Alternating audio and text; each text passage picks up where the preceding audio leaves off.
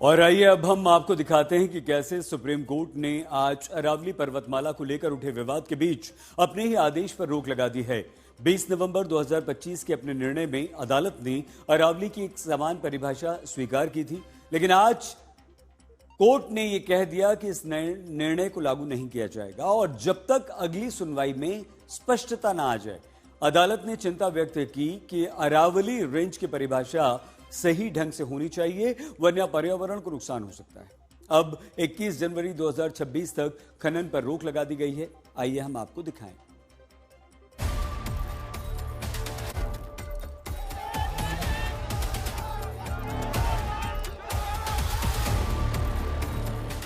अरावली पहाड़ी रेंज को लेकर काफी बवाल और विवाद के बीच सुप्रीम कोर्ट ने अरावली हिल्स की परिभाषा को लेकर स्वतः संज्ञान लिया है।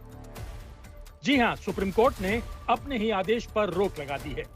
आपको बता दें कि 20 नवंबर को जारी आदेश में सुप्रीम कोर्ट ने 100 मीटर से छोटी पहाड़ियों पर खनन के आदेश दिए थे, लेकिन अब 21 जनवरी 2026 तक खनन पर रोक लगा दी गई है।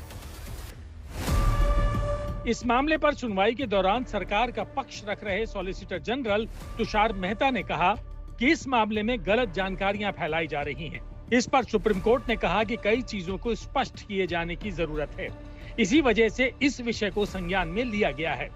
कोर्ट ने अरावली पहाड़ी रेंज की जांच करने के लिए एक समिति का गठन किया और अगली सुनवाई के लिए 21 जनवरी की तारीख तय की। सीजीआई ने कहा कि कुछ टेक्निकल पॉइंट को स्पष्ट करने की जरूरत है। उन्होंने कहा, अरावली हिल्स और रेंज की कई समय तक जांच एक हाई पावर्ड कमेटी करेगी, जिसमें डोमेन एक्सपर्ट्स होंगे, ताकि हिल रेंज की स्ट्रक्चरल और इकोलॉजिकल इंटीग्रिटी को बचाया जा सके। सुप्रीम कोर्ट ने निर्देश दिया है कि कमेटी की सिफारिशें और उसके बाद सुप्रीम कोर्ट के नतीजे तब तक रोक दिए जाएंगे।